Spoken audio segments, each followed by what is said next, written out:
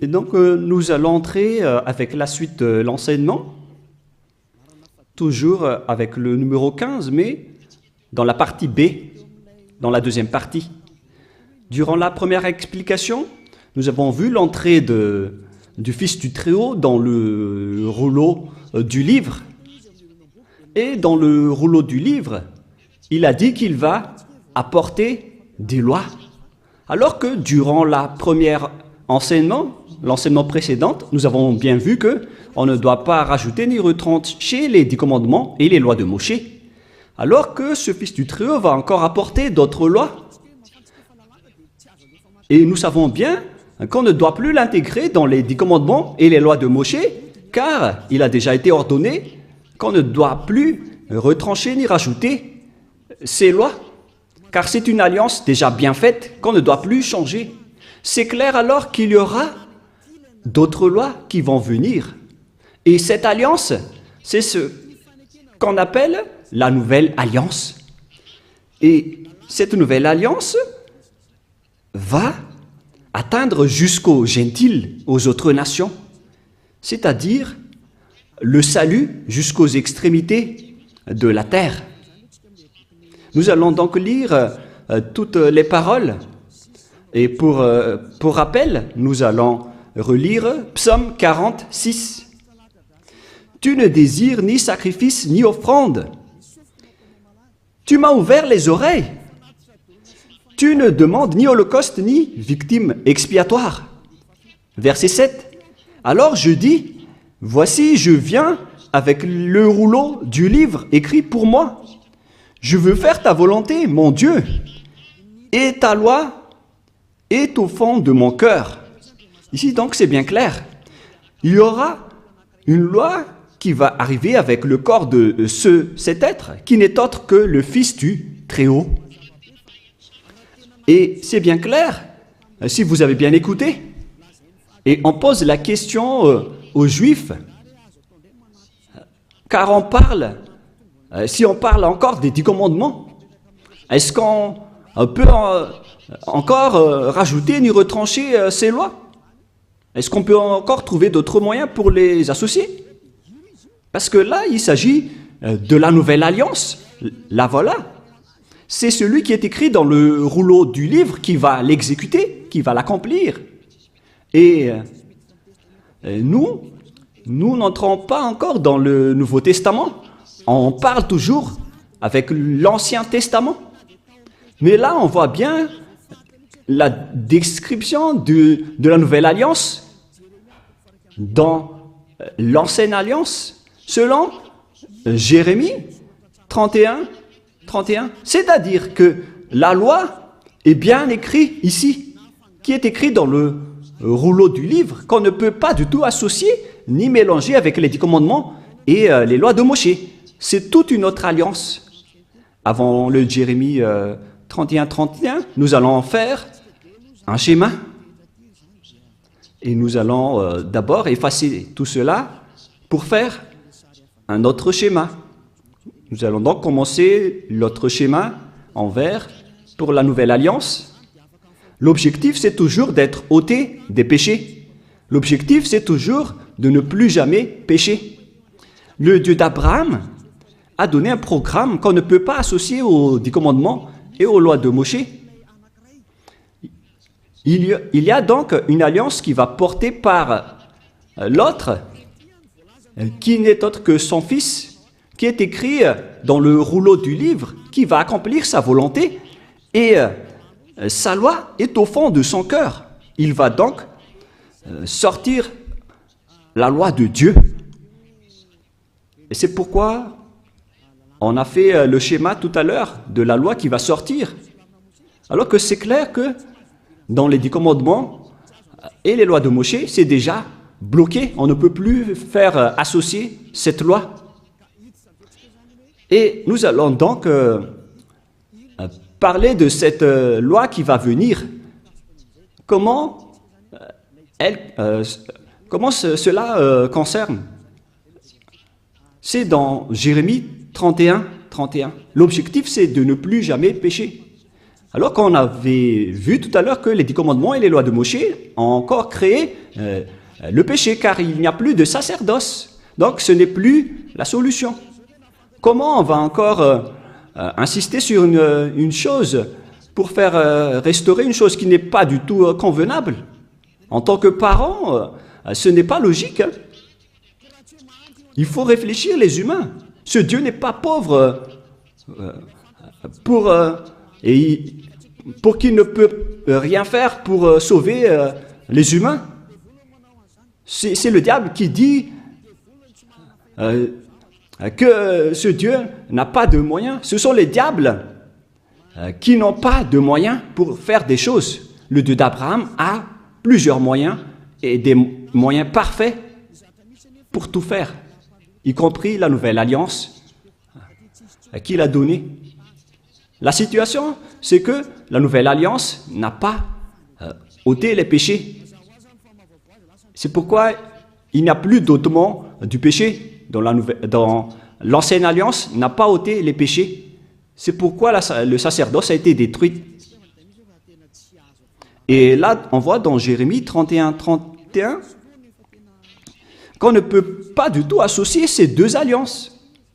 Et d'ailleurs, le sacerdoce est déjà devenu un danger, qu'il a été supprimé. Et vous qui êtes dans les 10 commandements, vous êtes pécheurs éternellement. Alors ne courez pas vers la parole de Ésaïe ou de Amos. Ce n'est pas Amos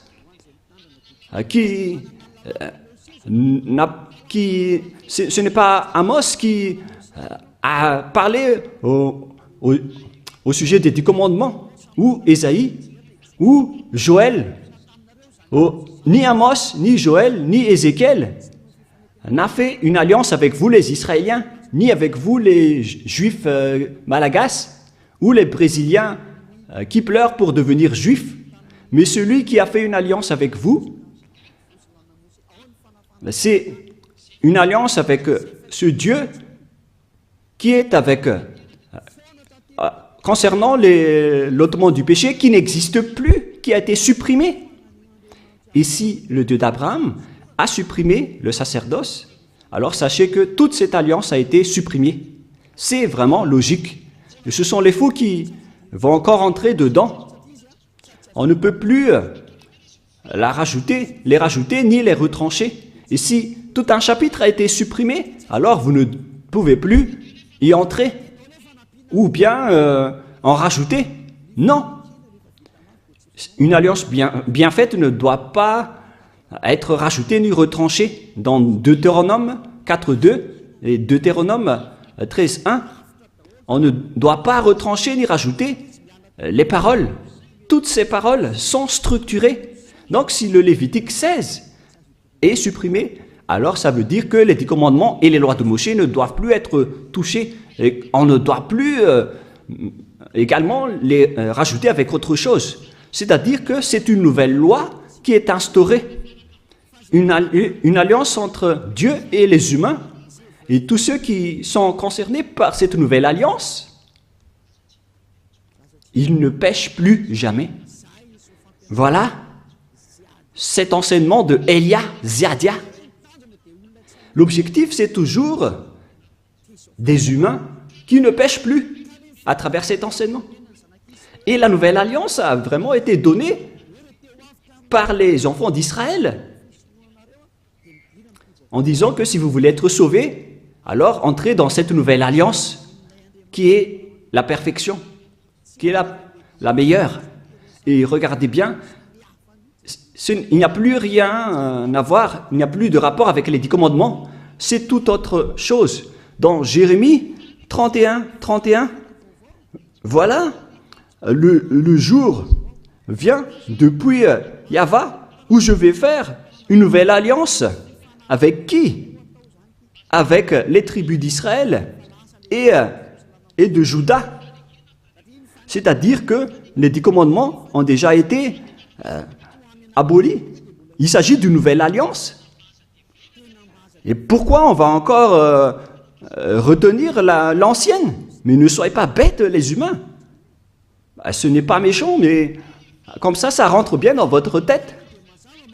Si on parle de nouvelles, alors c'est différent de l'ancienne, comme une nouvelle comparée à une ancienne, un vieux chaussure.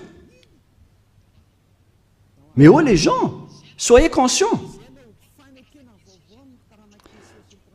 Où je ferai avec la maison d'Israël et la maison de Juda une nouvelle alliance. Et si vous dites que c'est toujours en Israël et avec la maison de Juda, donc on parle des 10 commandements. Vous dénigrez vraiment le Créateur du ciel, des cieux et de la terre. Vous le négligez. Vous négligez sa parole qui a dit qu'il ne faut pas retrancher ni rajouter. En tant que nouvelle, alors, quelle est la différence? Pourquoi on a appelé cette chose une nouvelle alliance?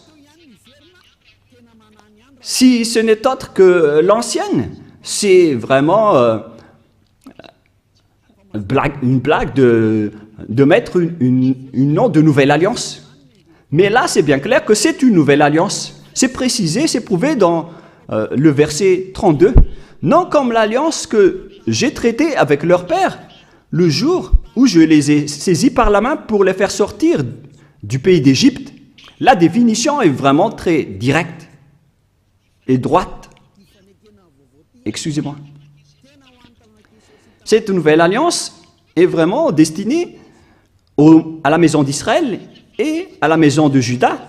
Mais ça ne veut pas dire que ça ne concerne que, car la nouvelle alliance a été dispersée vers le monde entier et vers les autres nations. Voilà ce qui est dit. Non comme l'alliance que je traitais avec leur père, le jour où je les ai saisis par la main pour les faire sortir de l'Égypte. C'est clair alors que ce n'est pas pareil avec les 10 commandements et les lois de Moshe, qui est une alliance, un accord qui a été fait avec leurs pères et leurs ancêtres, qui était vers l'année moins 1500, moins 1300. Ce n'est pas pareil. Cette nouvelle alliance est différente, alors qu'elle est également a été donnée à la maison d'Israël et à la maison de Juda, aux tribus de Jacob. Alors que les Juifs malagasy, ils n'ont même pas honte de dire que ce n'est autre que les 10 commandements, puisque vous êtes déjà abandonnés par le Dieu d'Abraham, vous dites du n'importe quoi. Une chose qui vous rend pécheur, pourquoi vous l'utilisez encore? C'est la preuve que vous venez tous du diable. Vous les observateurs des 10 commandements, vous êtes des collaborateurs du diable, des envoyés du diable. Mais tant pis pour vous. Moi, j'ai déjà enseigné. Et si vous allez vous jeter en enfer, alors assumez les conséquences. Ne mourrez pas. Ici, donc, c'est bien clair qu'il y a une nouvelle alliance.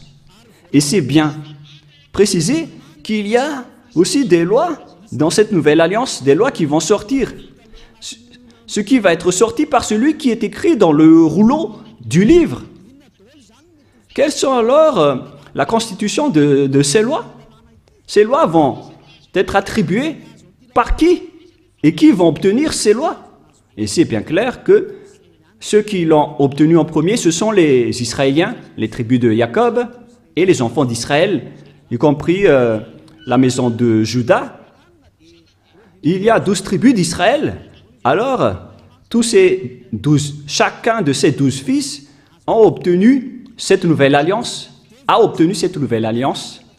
Et cette nouvelle alliance a également aussi été dispersée vers les humains dans le monde, selon Ésaïe 42. Ésaïe 42, 6. Ésaïe 42, 6. Moi, Yahva, je t'ai appelé pour le salut, et je te prendrai par la main, je te garderai, et je t'établirai pour traiter l'alliance pour le peuple, pour être la lumière des nations, pour ouvrir les yeux des aveugles, pour faire sortir de prison le captif et de leur cachot ceux qui habitent dans les ténèbres. Je suis Yahva, c'est là mon nom, et je ne donnerai pas ma gloire aux autres. Ici, donc, on précise bien que dans cette nouvelle alliance, celui qui a été écrit par celui qui est sorti du rouleau du livre, voilà, qui est écrit. Moi, je t'ai appelé pour le salut et je te prendrai par la main. Je te garderai et je t'établirai pour traiter alliance avec le peuple, pour être la lumière des nations. Le salut est attribué jusqu'aux autres nations maintenant. D'après celui qui est écrit dans ce rouleau du livre, qui va faire la volonté de Dieu, dans Psaume 40, 6 et 7. Donc, Dieu a dit, je t'ai appelé pour le salut, je te prendrai par la main, je t'établirai pour traiter alliance avec le peuple, pour être la lumière jusqu'aux autres nations. Waouh, c'est vraiment merveilleux. C'est maintenant que les autres nations et les gentils sont concernés. Pour vous qui m'écoutez et qui me regardez, c'est là que vous êtes concernés. Mais auparavant, vous avez été menés vers le chemin de l'enfer en vous faisant observer les 10 commandements et les lois de Moïse. Ce sont vraiment des méchants et des vauriens qui vous ont fait subir cela. Car là, vous êtes pécheurs, vous avez transgressé la loi, vous avez profané l'alliance. C'est vraiment un pire danger. Ce sont des envoyés du diable qui vous ont fait observer les 10 commandements. Là, c'est bien clair.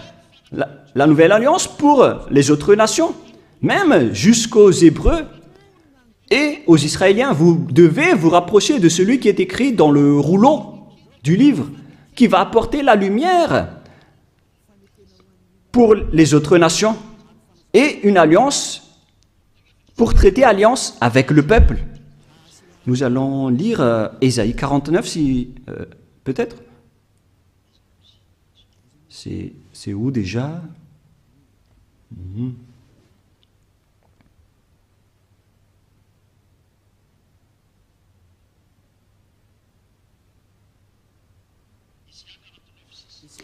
Ésaïe 49, 6. Il dit, c'est peu que tu sois mon serviteur pour révéler les tribus de Jacob et pour amener le reste d'Israël. Je t'établis pour être la lumière des nations, pour porter mon salut jusqu'aux extrémités de la terre. On retrouve alors ce serviteur qui va être le salut jusqu'aux extrémités de la terre, la lumière pour les autres nations. C'est à ce moment-là que vous êtes concernés avec les enfants d'Israël et la maison de Jacob. C'est là que les gentils et les autres nations sont concernés. Et c'est là que vous devez vous réjouir, car vous êtes concernés dans la nouvelle alliance, la lumière pour les nations et le salut jusqu'aux extrémités de la terre. C'est maintenant que vous êtes concernés. Vous voyez que c'est toute une autre chose, cette nouvelle alliance. Et dedans, il y a des ordonnances et des commandements, des lois qui vont être apportées jusqu'aux autres nations, aux gentils. La parole de la vie est donnée aux gentils. La lumière ainsi que la bonté sont données aux autres nations. Voilà la nouvelle alliance. Et en tant que gentils, même les gentils sont devenus aussi des sacrificateurs et des sacrifices. Les gentils sont aussi devenus des sacrifices. Ce qui était interdit dans les 10 commandements, ce sont seulement les Israéliens et les Lévites qui étaient des sacrificateurs à l'époque. Mais maintenant, ce sont les autres nations qui sont devenues des sacrificateurs dans cette nouvelle alliance. C'est pourquoi on parle de salut jusqu'aux extrémités de la terre. Ésaïe 66 maintenant. À partir du verset 18, nous allons lire ensemble jusqu'au 18 au 24, peut-être. Ésaïe 66, 18. Je connais leurs œuvres et leurs pensées.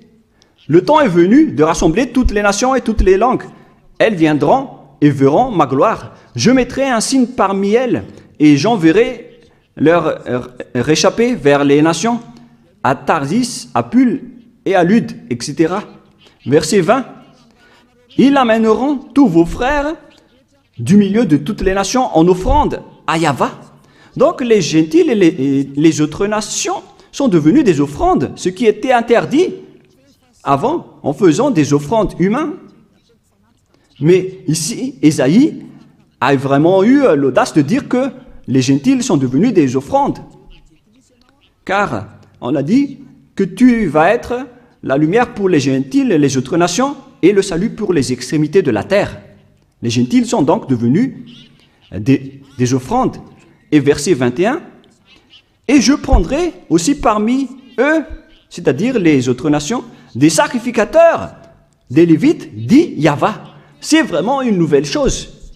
Les gentils et les autres nations sont devenus des sacrificateurs, d'après le Père Yahva, ce qui n'est pas du tout en accord avec les 10 commandements. C'est là qu'on parle qu'il y a celui qui va arriver dans les rouleaux du livre, qui va être la lumière des nations et le salut pour jusqu'aux extrémités de la terre. Donc tout le monde est concerné, que ce soit les Malagasy, les Français, les Chinois, les Comoriens, tous ceux qui veulent être sauvés. Mais si vous ne voulez pas être sauvés, tant pis pour vous. Voilà donc la réalité. La question qu'on vous pose, est-ce que cette alliance est destinée pour le monde entier? Cette alliance qui est la lumière pour les autres nations et le salut jusqu'aux extrémités de la terre. La voilà. Et après, Dieu a dit que les autres nations sont devenues des sacrificateurs et des Lévites. C'est-à-dire que Dieu a abandonné les 10 commandements et les lois de Moïse, car c'était interdit de faire ça dans les lois de Moïse. Et là, on voit bien que les Juifs ont été exclus, même si on les a aussi considérés ici. Mais là, on voit bien que la nouvelle alliance est principalement dédiée aux autres nations. J'ai été écrit dans le rouleau du livre, et je vais faire ta volonté, oh mon Dieu. C'est vraiment merveilleux. C'est le salut pour vous. Et si vous avez entendu tout cela, sachez que c'est cette parole qui a été portée par Yahushua. C'est maintenant que je vais expliquer à propos de Yahushua, car maintenant, les autres nations sont concernées. Ils sont vraiment dans la majorité. Et c'est là que Yahushua a porté ses lois. Et ce sont ces lois, à cause de ces lois, qu'il a été crucifié, car les Juifs ne l'ont pas supporté, qu'ils l'ont crucifié. Dans Jean 12, 49, 50. Jean 12, voilà donc pour la question que vous avez posée. Où sont alors ces lois? Les lois de celui qui a été écrit dans le rouleau du livre, qui n'est autre que Yahushua. La loi, c'est la loi de la destruction des 10 commandements qu'il a confirmé sur la croix. Jean 12, 49, 50. Jean 12, 49, 50. Nous allons lire. « Car je n'ai point parlé de moi-même, mais le Père qui m'a envoyé, qui m'a prescrit lui-même ce que je dois dire et annoncer. Et je sais que son commandement est la vie éternelle. C'est pourquoi les choses que je dis, je les dis comme le Père me les a dit. » Donc, ce fils du Très-Haut qui a été écrit dans le rouleau du livre a bien dit cela. Il a bien dit que c'est pourquoi les choses que je dis, je les dis comme mon Père me les a dites. Et ces lois, c'est la vie éternelle. Dans Psaume 40, 6 et 7, il va annoncer les commandements du Père qu'on ne peut pas associer aux 10 commandements et aux lois de Moïse, qu'on ne peut pas d'ailleurs rapprocher, retrancher ni rajouter. Nous retrouvons ça dans Psaume 40, 6 et 7. Donc, c'est dans Psaume 46, 6 et 7. Psaume 46, 6 et 7.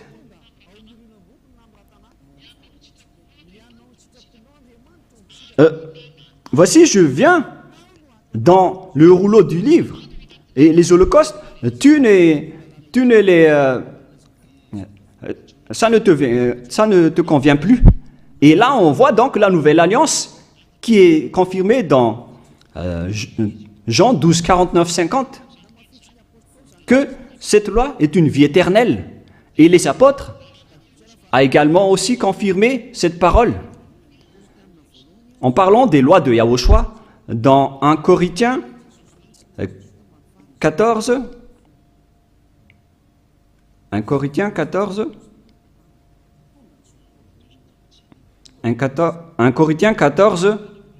37. Si quelqu'un croit être prophète ou inspiré, qu'il reconnaisse que ce que je vous écris est un commandement de Yahushua. Donc, les lois de Yahushua existent bien. Par exemple, les autres nations qui sont concernées, qui sont devenues des sacrificateurs, c'est vraiment meilleur, c'est vraiment merveilleux. Cette nouvelle alliance qu'on ne doit pas associer avec les 10 commandements et les lois de Moshe, c'est vraiment de l'abomination de faire ça. Sinon, qu'est-ce qui s'est passé après l'instauration de cette nouvelle alliance pour les gens? Eux, ils ont pris le Fils du Très-Haut, ils l'ont intégré dans les 10 commandements en disant que c'est lui qui va faire le sacerdoce. Donc, vous pouvez continuer vos péchés. Regardez cette grande folie. Là, ils ont dit que vous ne devez plus attendre une fois chaque année, car ce Fils de Dieu vous comprend et il peut expier vos péchés. C'est vraiment du n'importe quoi, c'est vraiment incorrect. C'est de la transgression de la loi. La nouvelle alliance ne doit pas être associée avec l'ancienne alliance. Yahushua a versé son sang sur la croix avec la nouvelle alliance. Et il y a vraiment des lois et des commandements dans la nouvelle alliance. Mais je vais d'abord bien expliquer avant de vous donner des exemples. On doit bien suivre cette nouvelle alliance. Et dans cette nouvelle alliance, Yahushua a versé son sang sur la croix. On parle de nouvelle alliance avec du sang. C'est dans Matthieu 26, 28. Quelle est la précision du verset, les techniciens? Matthieu 26, verset 28. Car ceci est mon sang, le sang de l'alliance qui est répandu pour plusieurs pour la rémission des péchés. Matthieu 26, 28. Donc, il y aura le sang de Yahushua qui va être versé pour la miséricorde, pour ceux qui croient en lui. Mais ce n'est pas pour n'importe qui, ni pour ceux qui l'ont contré ou l'ont opposé. C'est seulement pour ceux qui croient en lui. C'est seulement réservé pour ceux qui croient en lui. Voilà l'amour de Dieu pour le monde entier. Il a donné son Fils préféré pour que ceux qui croient en lui soient sauvés. Donc, vous devez croire en lui pour être sauvés.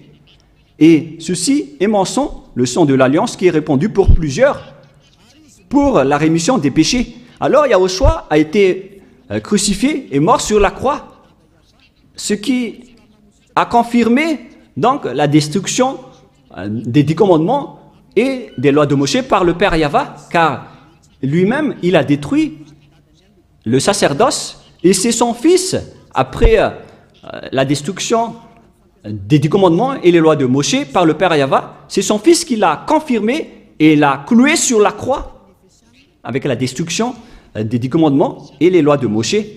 Nous allons donc lire Éphésiens chapitre 2, verset 15, que nous allons lire au nom de notre cher Yahushua.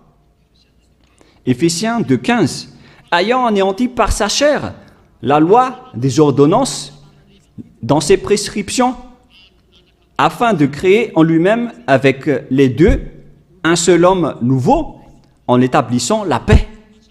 Ici, donc, c'est bien clair que Yahushua a anéanti par sa chair la loi des ordonnances dans ses prescriptions, dans ses prescriptions, c'est-à-dire la Torah. Il a annulé la Torah sur la croix. Dans la Bible hébreu, on peut lire dans Sefer Ephésim,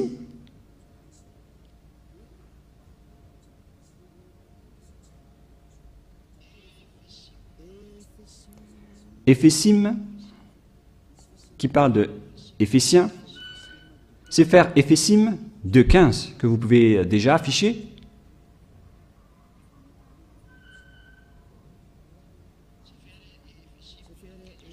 Sefer Ephésim 2.15. Voilà donc la langue hébreu que nous allons lire de droite vers la gauche. Babatlo, Hayeba, Bibsaro, et Torat. Là, on va arrêter là, c'est bien clair. On parle ici de la Torah. Donc c'est la Torah qui est dit dans Éphésiens 2.15.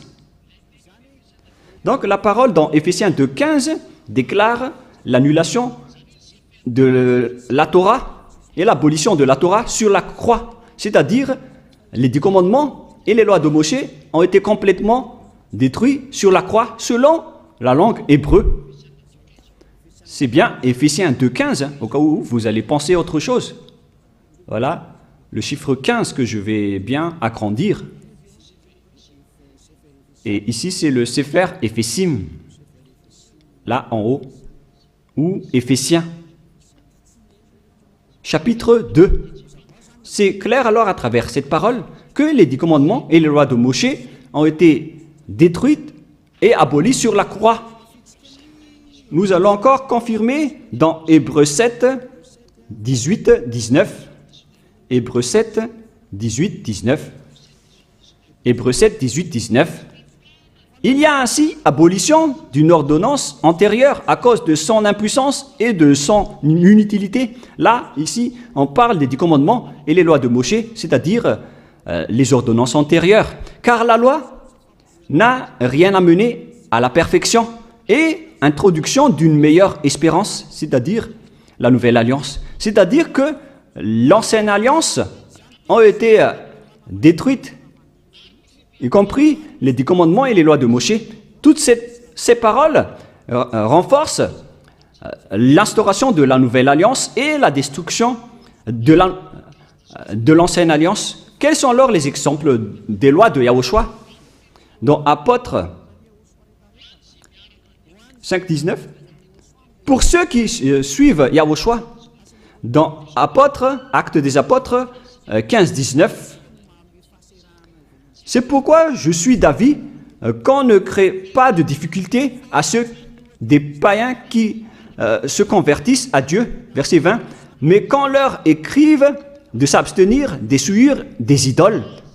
Voilà donc le même avis pour les apôtres. Il faut s'abstenir des souillures d'idoles, de l'impudicité, des animaux étouffés et du sang. Voilà donc les premières lois sorties par les apôtres, d'après leur concertation. Il ne faut pas donner ce genre de viande aux gentils qui se sont déjà convertis à Dieu. On continue, car depuis bien des générations, Moshe a dans chaque ville des gens qui le prêchent, puis on le lit tous les jours, le sabbat, dans les synagogues. Verset 22. Alors il parut bon aux apôtres et aux anciens et à toute l'Église de choisir parmi eux et d'envoyer à Antioche avec le Paul et Barsabas, Jude, appelé Barnabas et Silas comme hommes considérés entre les frères.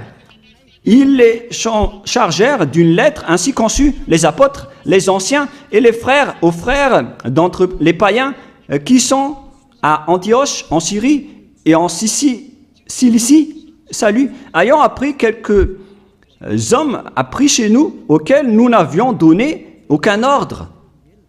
Vous en troublez par les discours et ont été ébranlés. Alors, il parut aux apôtres, aux anciennes, aux anciens à l'église de choisir parmi eux et d'envoyer à Antioche avec Paul et Barnabas. Et ici, on parle même des Saint-Esprit, selon les apôtres, pour ne pas être une charge pour vous, les autres nations. Et donc, il faut que vous ne mangez pas les viandes des idoles, que ce soit dans les événements d'exhumation, d'idolâtrie. Toutes les personnes en Yahushua ne peuvent pas manger tous ces genres de viandes, ainsi que les viandes qui ont été étouffées et qui n'ont pas été saignées, ainsi que l'impudicité. Si vous arrivez à vous retenir à ce sujet, alors vous allez être vraiment dans la perfection.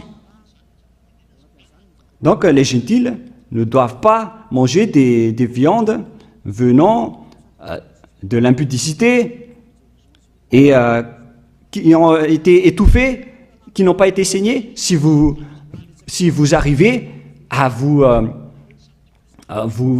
à supporter de ne pas manger cela, alors vous allez être dans la perfection. Voilà donc un exemple de loi de Yahushua qui a été sorti par les apôtres et qui a été aussi reconnu par le Saint-Esprit. Donc c'est merveilleux. Mais il y a également d'autres exemples qui ont été exécutés par les apôtres. Je vais aussi donner un exemple pour vous dire que les personnes en Yahushua ne font plus aucun mal. Dans le livre des Éphésiens, chapitre 4, c'est où déjà?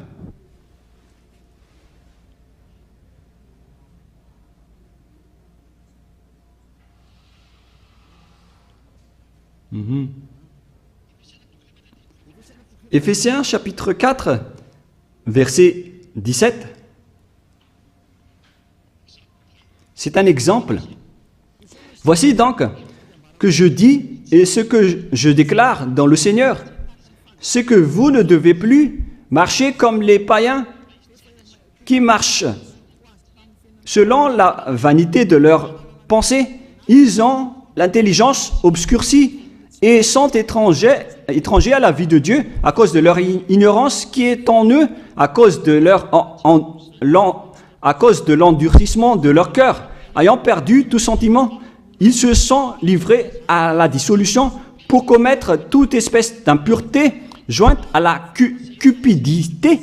Mais vous, ce n'est pas ainsi que vous avez appris Yahushua, si du moins vous l'avez entendu, et si vous, conformément à la vérité qui est en Yahushua, c'est en lui que vous avez été instruits à vous dépouiller, eu égard à votre vie passée, du vieil homme qui se corrompt par les convoitises trompeuses. Verset 25.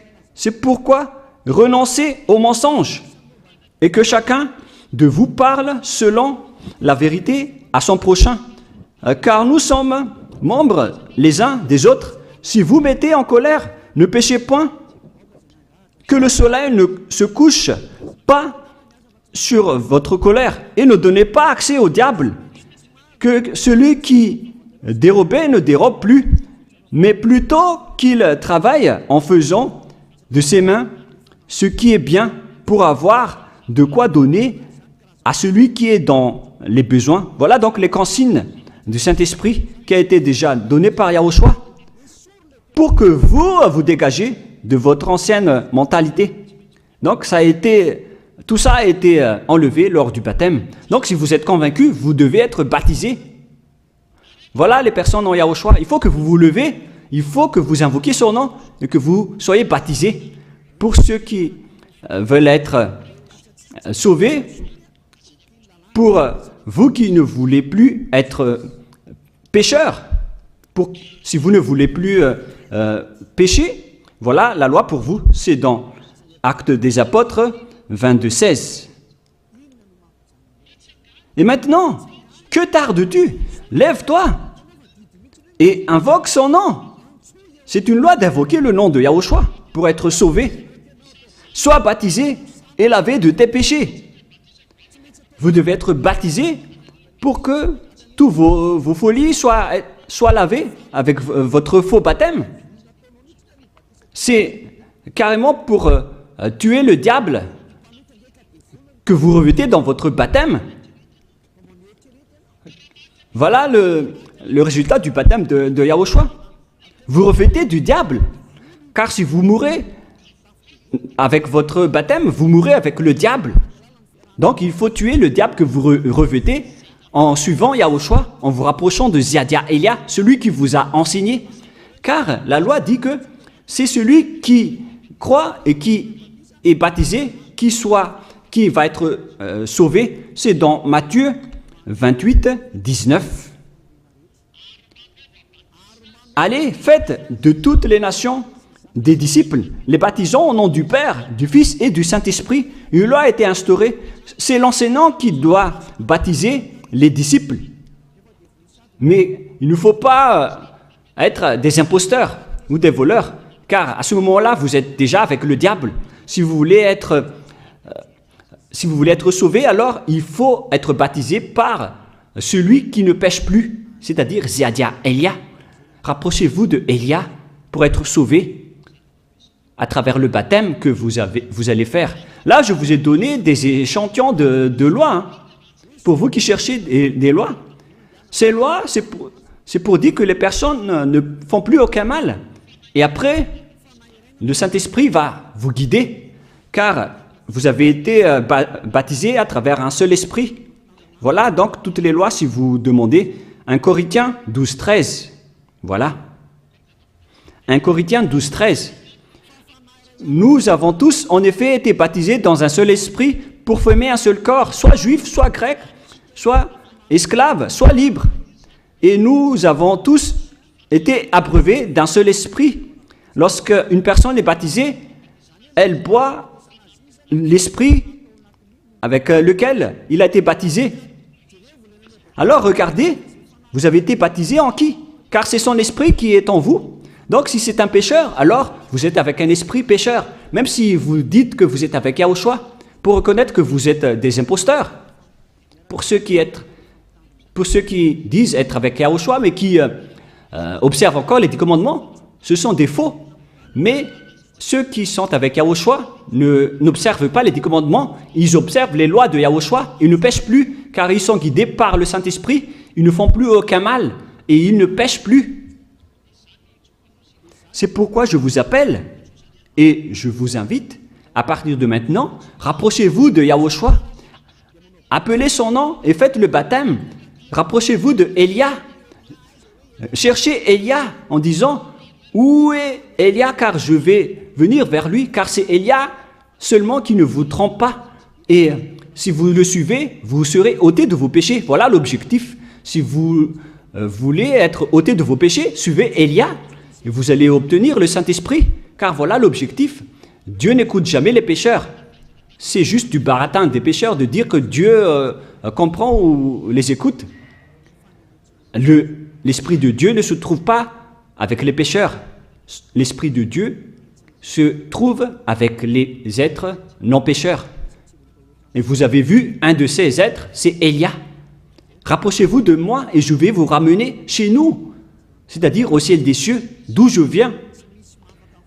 Aucun des êtres d'ici ne peuvent ôter vos péchés. C'est seulement les envoyés qui viennent de nous qui peuvent le faire. Les êtres venant du Père Yahva et de Yahushua. Ma parole se termine. J'ai bien expliqué en détail et je vous ai donné des exemples des lois de Yahushua, des lois qui rendent les personnes pour qui ne pêchent point et ne font plus aucun mal. Et les personnes, ces personnes, à ce moment-là, sont bien pardonnées. Et si vous allez dire, comment prouver que les gens ne pêchent point?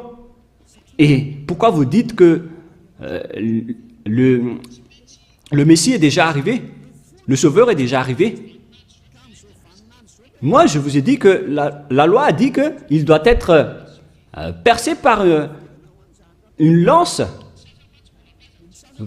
pour porter nos péchés. Et pourquoi, à notre époque actuelle, on va encore utiliser des lances? Parce que les Juifs malagasy disent que le Messie n'est pas encore arrivé. Alors, à quel moment la parole qui a dit qu'il va être percé par une lance, quand est-ce que cette parole va être accomplie? Dans Ésaïe 53, Ésaïe chapitre 53, quel verset déjà? Il faut bien regarder un peu.